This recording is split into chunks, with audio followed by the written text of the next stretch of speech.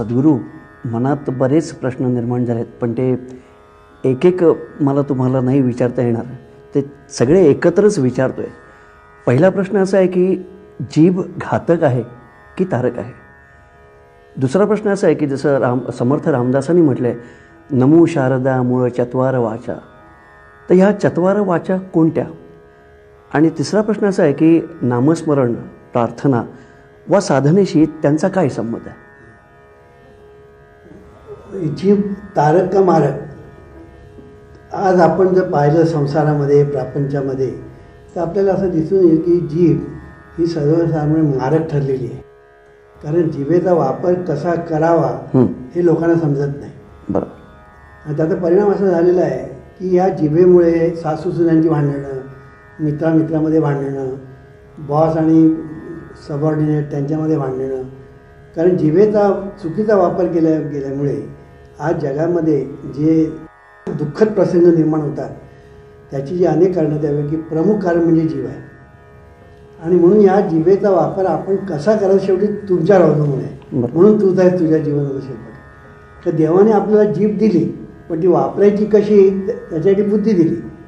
पण आपण त्या बुद्धीचा वापर जर योग्य केला नाही तर जिभेचा आपण दुरुपयोग करतो आणि त्याच्यातून आपण शत्रू निर्माण करतो.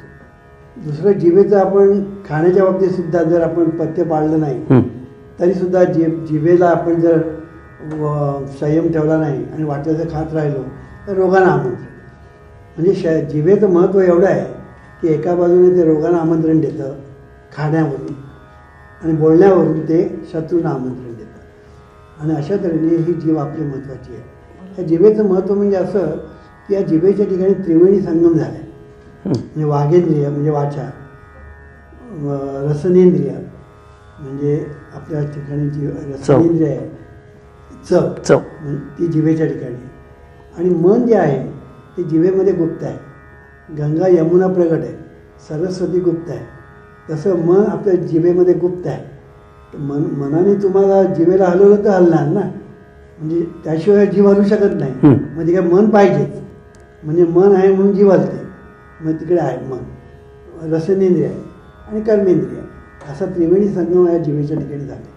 अशी ही जी जीभ आहे म्हणजे वाचा, ही हा शब्द असा आहे, तो जर उलटा केला तर काय होतं? चावा.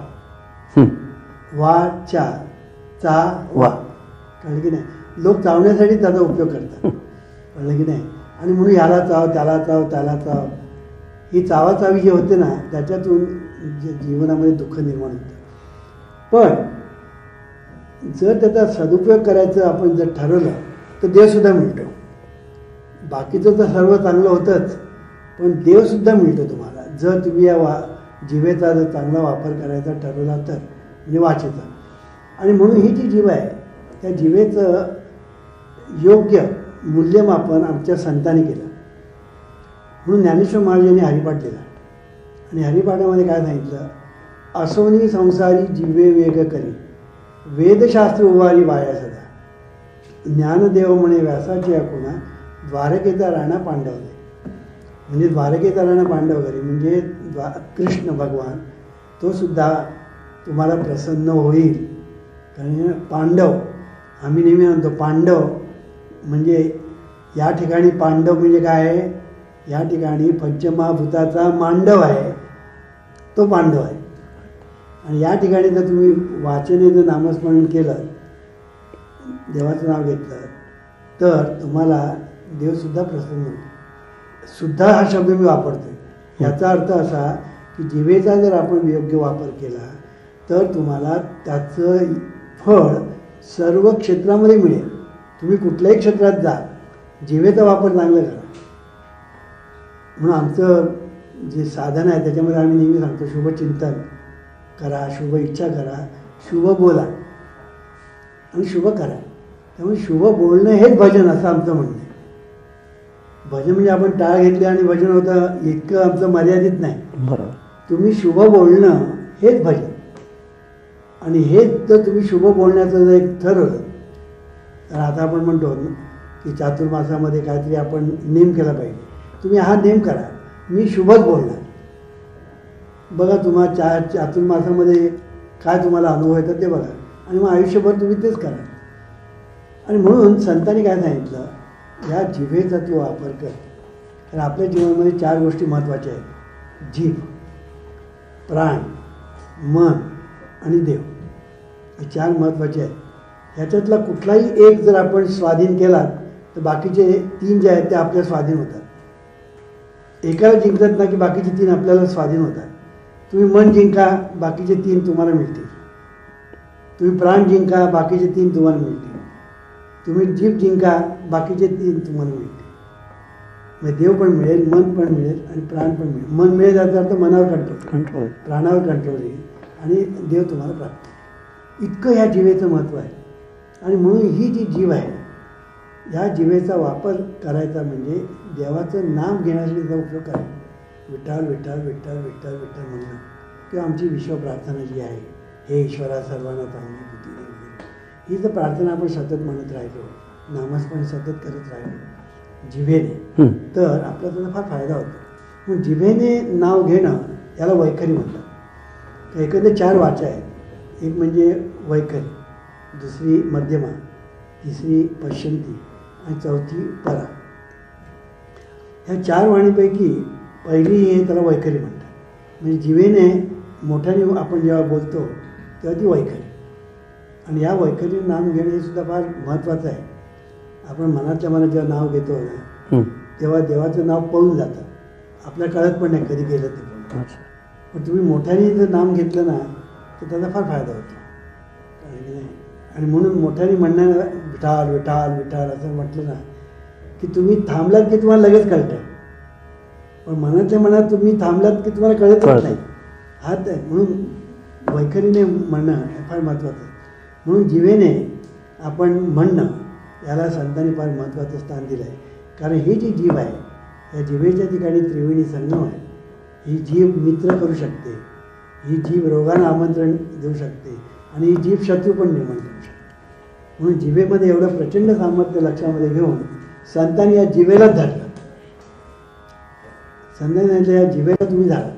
जिभेला तुम्ही धरलत ना, जो जीभ जिंकेल तो मन जिंकेल, जो मन जिंकेल तो जग जिंकेल, असा आमचा एक अमृत विचार आहे. म्हणून जिभेला जिंकण्यासाठी सर्वात उत्तम उपाय म्हणजे प्रार्थना म्हणणं किंवा नामस्मरण करणं. आणि म्हणून जिभेने सतत विठाल विठाल विठाल विठ्ठल किंवा रामकृष्ण हरी, जे देवाचं नाव तुम्हाला आवडत असेल ते देवाचं नाव तुम्ही जर सतत घेत राहिला तर जिभेवर तुमचा कंट्रोल येतो. जिभेबरोबर मनावर कंट्रोल येतो. तुमचा जो प्राण आहे ना त्याच्यावर कंट्रोल येतो आणि देवाची प्राप्ती होते.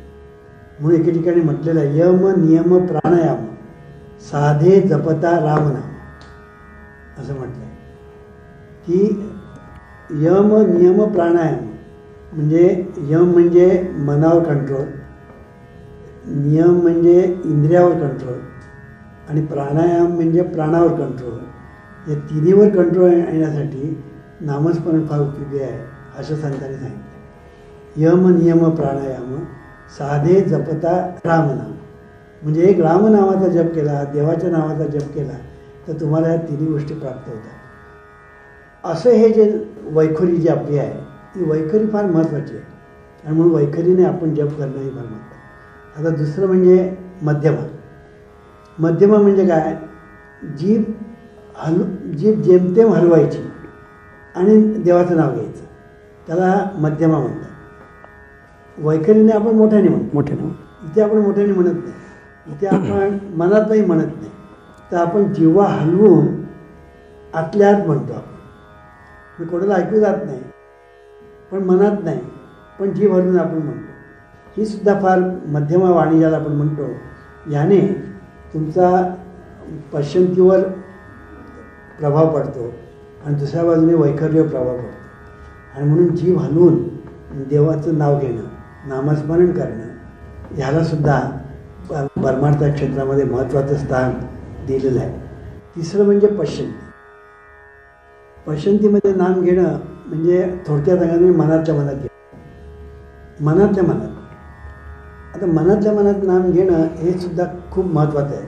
कारण शेवटी आपलं जीवन म्हणजे मन आहे असं म्हटलं तरी चालेल.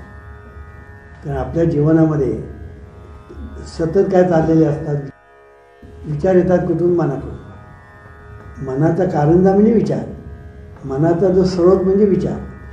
आणि म्हणून हे जे विचारांचं जे स्रोत चाललेला आहे त्या विचारांच्या प्रवाहात तुम्ही म्हणजे तुमच्या ठिकाणी जो मी म्हणणारा जो आहे तो त्या विचारांच्या प्रवाहामध्ये पडतो आणि वाहत वाहत वाहत वाहत वाहत कुठे जातो ते त्यालाही कळत नाही. कळलं की नाही? आज सर्व लोकांचं हेच झालेलं आहे. आज तुम्ही जर जगामध्ये पाहिलं ना तर जगामध्ये प्रत्येक माणूस बघा कसला तरी विचार करत असतो. आता तुम्ही सुद्धा येताना किती विचार केले आणि आपण विचार करताना विचार करतो हे सुद्धा ठाऊक नसतं. इतकं आपण त्या विचारामध्ये गुंग झालेलो असतो. कळलं की नाही? आणि विचारामध्ये आपण इतके गुंग झालेलो असतो म्हणजे खरं म्हणजे आपण वाहून गेलेलो असतो. म्हणजे आपल्याला कशाचंच भान नसतं त्या ह्याच्यामध्ये. आणि अशा तऱ्हेने आपण त्या प्रवाहामध्ये वाहत वाहत वाहत वाहत कुठेही जातो. म्हणून त्याला प्रवाहपतीत असा शब्द वापरलेला आहे की पाण्यात वाहणाऱ्या पाण्यामध्ये एखादा मनुष्य पडला आणि त्याला जर पोहता येत नसेल तर तो कुठेही वाहत वाहतो. म्हणून त्याला प्रवाहपतीत असं म्हटलेलं आहे. तसं आपण प्रवाहपतीत झालेलो आहोत. कळलं की नाही? विचारांच्या प्रवाहामध्ये आपण पतित झालेलो आहोत. आणि म्हणून आपल्या जीवनामध्ये 99.99% समस्या, प्रॉब्लेम, संकट, दुःख हे जे निर्माण होतं त्याचं मुख्य कारण हा विचारांचा प्रवाह. आणि म्हणून ह्या विचारावर कंट्रोल येणं महत्त्वाचं असतं. आता कंट्रोल मन तुम्हाला कंट्रोल करता येत नाही. नुसतं तर तुम्ही म्हणाल मी मनावर कंट्रोल करणं होणार नाही. पण मनाला तुम्ही काय करा, नाम घ्यायला लावा. आता मन नाम घ्यायला त्याने मनाने सुरुवात केली ना की विचार हळूहळू हळूहळू बाजूला व्हायला लागतात.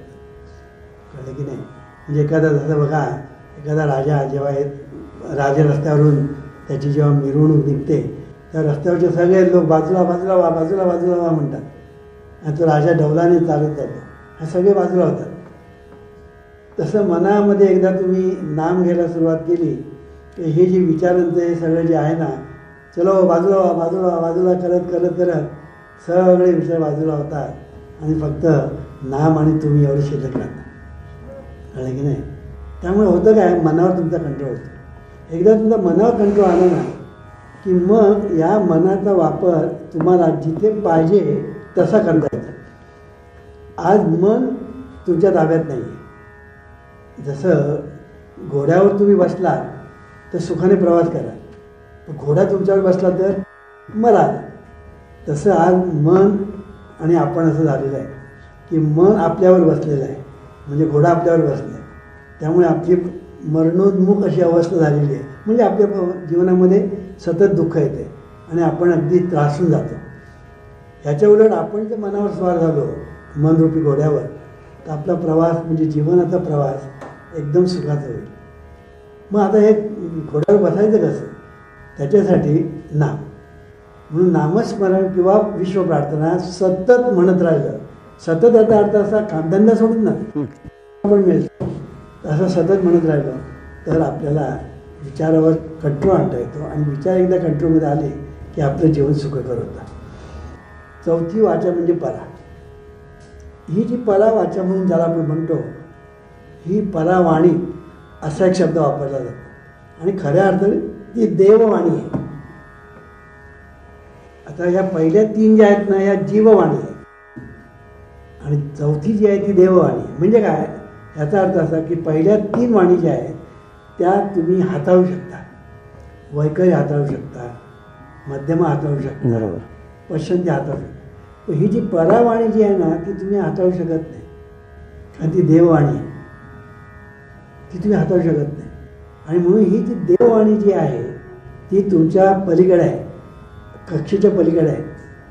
पण ती देववाणी तुम्हाला जर पाहिजे असेल, अनुकूल करून घ्यायचं असेल त्याच्यासाठी एक उपाय आहे.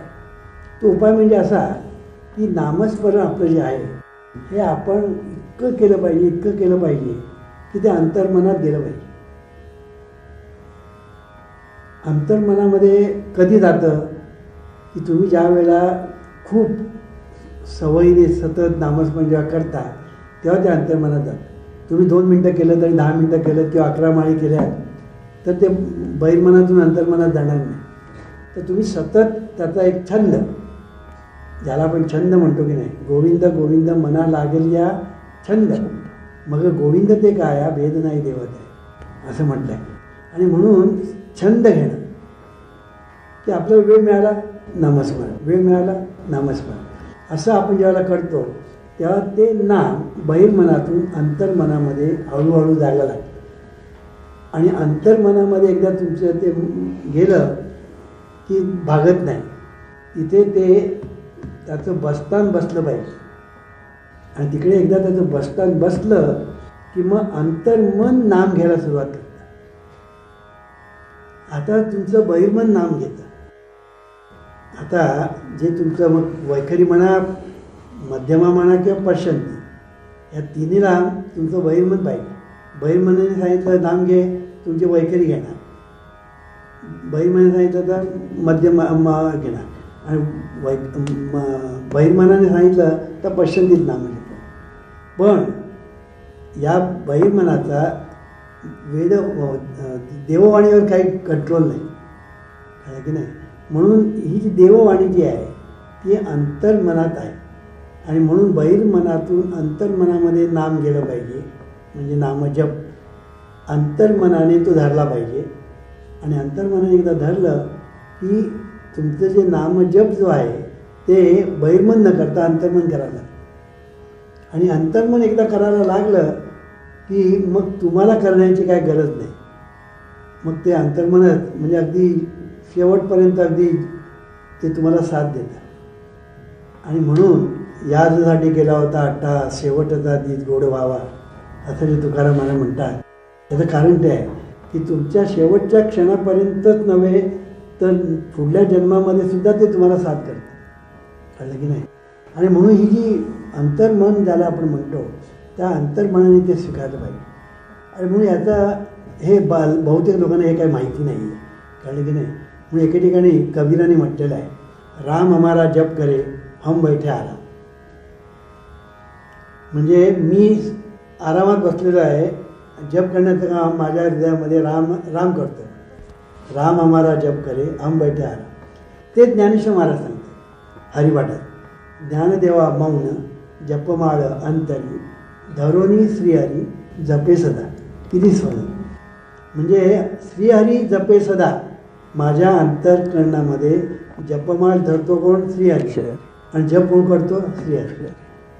आणि म्हणून बहिर्मनातून अंतर्मनामध्ये नाम जाणं, प्रार्थना जाणं हे फार महत्त्वाचं असतं. आणि ते 1-2 दिवसाचं काम नाही. तुम्ही म्हणाल वामनराव तुम्ही आमच्यावर कृपा करा आणि हे सगळं घडूया. ते कृपा म्हणजे कर आणि पा. कृपा या शब्दाचा अर्थ कर आणि पा. आम्ही सांगतो ते कर आणि काय होतं ते पा. आणि म्हणून बहिर्मनामध्ये खूप नामस्मरण व्हायला पाहिजे. बहिर्मनामध्ये तुमचं खूप नामस्मरण व्हायला पाहिजे. ते इतकं व्हायला पाहिजे की त्याचा तो एक छंदच, रिकाम पण मिळालं नामस्मरण, रिकाम पण मिळालं नामस्मरण. आणि त्याने काय होतं आहे, त्यांनी परावाणी उघडते. त्याला परावाणी म्हणतात, देववाणी म्हणतात. आणि ती उघडते याचा अर्थ असा की अंतर्मनातून ते सुरू. आता बघा तुमचा श्वासोश्वास कोण करतं? अंतर्मन. अंतर्मन. हृदयाचे ठोके कोण पाडतं? अंतर्मन. नाडीचे ठोके कोण पाडतं? अंतर्मन. तुमच्या शरीरामध्ये जे निरनिराळ्या तऱ्हेच्या अवयव आहेत, लिव्हर आहे, पँक्रियास आहे, अमुक आहे, तमुक आहे, हृदय आहे, किडनी आहे, ह्या सगळ्यांचं फंक्शन कोण करतं? अंतर्मन. अंतर्मन. Your subconscious mind controls all your vital processes and functions of your body and knows the answer to all your problems. असे एके ठिकाणी डॉक्टर मार्के म्हणतात. Your subconscious mind controls all the vital processes and functions of your body. आणि म्हणून शरीरामध्ये जे क्रिया सगळ्यात आलेल्या आहेत ज्या तुम्ही करत नाही पण त्या केल्या जातात, त्या अंतर्मनाकडून केल्या जातात. आता हे जे अंतर्मनाकडून जे केलं जातं ते अंतर्मनाकडून जे केलं जातं, आता ते फक्त त्याने आणखीन एक करायचं म्हणजे आपला जपमाळ. नामजप त्या अंतर्मनाने एकदा धरलं ना की तुम्ही मुक्त झाला, जीवन मुक्त झालं. मग आनंदाचे डोळे आनंद तरंग, आनंदाचे अंग आनंदाचे. एवढं एकच करायचं की त्या बहिर्मनाने अंतर्मनामध्ये त्या नामाला पाठवायचं, अंतर्मनाने ते स्वीकारायचं. आणि अंतर्मनाने जप करायला सुरुवात केली की तुम्ही मुक्त झाला. हे करण्यासाठी सतत छंद घेतला पाहिजे. असा आदरी छंद, असा आदरी छंद, जाईल तुटोनिया भवबंद असं म्हणतो. आणि म्हणून हा जो छंद घेणं, हा छंद घेणं फार महत्त्वाचं असतं. आणि असा जेव्हा छंद आपण घेतो, नाहीतरी आपण बघा काहीतरी विचार करत असतो, त्याच्याऐवजी आपण जर नाम घेतलं, नामाची सवय झाली पाहिजे. आज आपल्याला विचारांची सवय झालेली आहे आणि ती सुद्धा अनिष्ट विचारांची. ती नामाची एकदा सवय झाली आणि ते नाम एकदा आपल्या अंतर्मनात गेलं की your subconscious mind controls this process आणि तेच नामजप करायला लागतं. इतकं हे सगळं सुंदर आहे. आणि हे सगळं झालं ना की जीवनामध्ये आनंदी आनंद. तुमचा प्रत्येक दिवस म्हणजे दिवाळी, प्रत्येक क्षण म्हणजे सण. आणि हे करण्यासाठी सतत नामस्मरण जर तुम्ही केलं तर होऊ शकतं. आता हे नामस्मरण करायचं की न करायचं हे तुमच्या हातात आहे. म्हणून तूच आहेस तुझ्या जीवनाचा शिल्पकार. ईश्वरा सर्वांना चांगली बुद्धी दे, आरोग्य दे, सर्वांना सुखात आनंदात ऐश्वर्यात ठेव. सर्वांचं भलं कर, कल्याण कर, रक्षण कर आणि तुझे